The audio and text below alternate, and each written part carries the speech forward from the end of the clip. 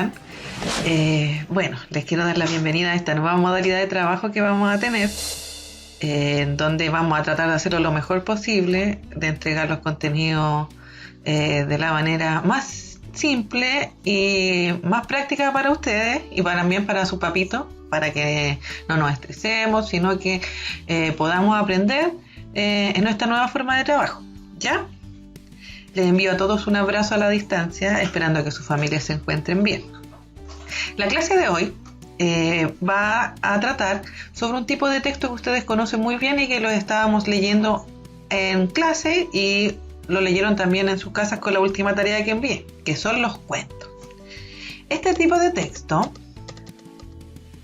es una narración muy cortita, ¿cierto? Que cuenta una historia imaginaria, fantástica en algunas ocasiones y que generalmente tienen finales felices, la mayoría de las veces. Para que este cuento resulte o se pueda llevar a cabo, siempre debo tener elementos principales como los personajes, ¿cierto? El conflicto y todos los acontecimientos que le van pasando a estos personajes para que lleguen a su desenlace o a su final.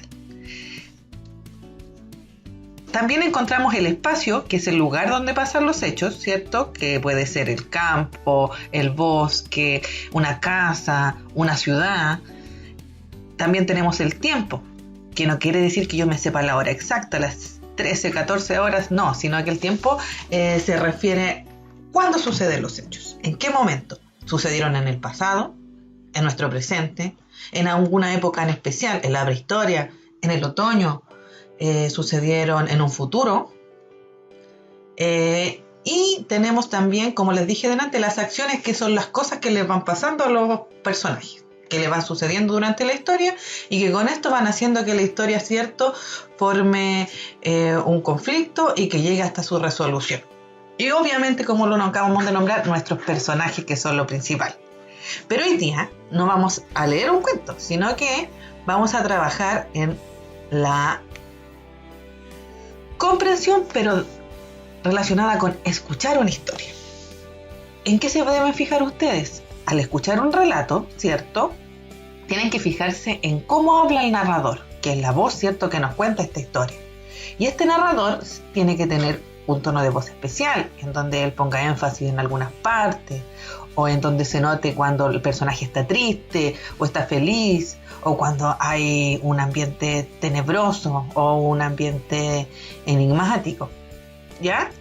Y para eso ustedes van a presionar el link que les adjunté en la guía que les van a enviar la profesora a sus casas. Y este cuento se llama Subirse por el chorro. Subirse por el chorro. ¿Qué significará subirse por el chorro? ¿Lo utilizamos algunas veces esta frase? Yo creo que sí, la han escuchado. O yo me podré subir a un chorro de agua. ¿Se podrá hacer? Ustedes presionarán este link y les va a aparecer la siguiente conexión, ¿ya? Este cuento dura solo 1 minuto con 35 segundos. Muy cortísimo. En donde ustedes van a presionar play. Por el chorro. Y van a escuchar la voz de este narrador. Había salido con mi papá a buscar leña al Canelillo, un cerro situado en Los Guzmanes, localidad en la que estamos viviendo desde hace varios años. Llevábamos con nosotros un burro, un hacha y un machete, herramientas todas ellas, incluido el burro, para nuestro trabajo.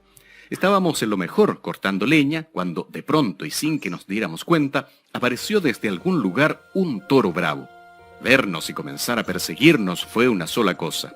Nos persiguió durante un buen rato intentando cornearnos, cosa que, obviamente, debíamos evitar a toda costa. Corrimos y corrimos, pero el toro nos seguía cada vez más cerca.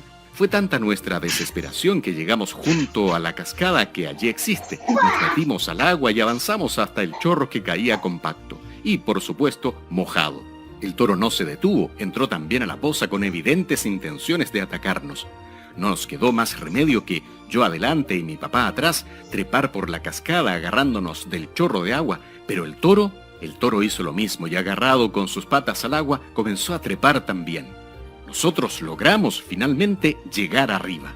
Entonces mi papá mira para abajo, ve al toro demasiado cerca, saca el machete y de un solo machetazo, ¡plash!, corta el agua del chorro.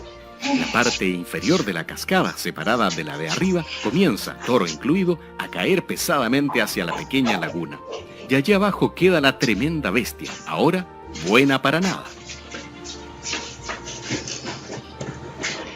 Luego de escuchar esta historia, chiquillos, ustedes deben escribir en sus cuadernos el título de la lectura.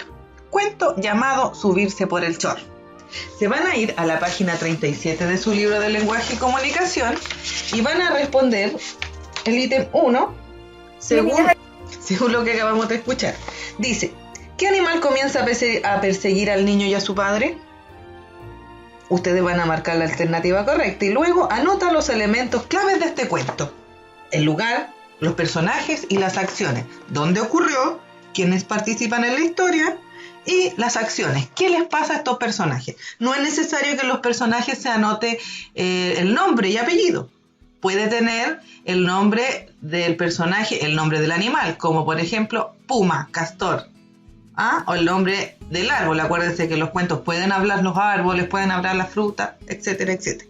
Y luego nos vamos a ir a después de la lectura, en donde hay 8 preguntas de comprensión que ustedes las van a anotar en su cuaderno y las van a escribir.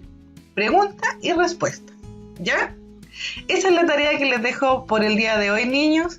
Así que cualquier consulta, yo les voy a dar mi correo con la tía Constanza para que ustedes se comuniquen conmigo.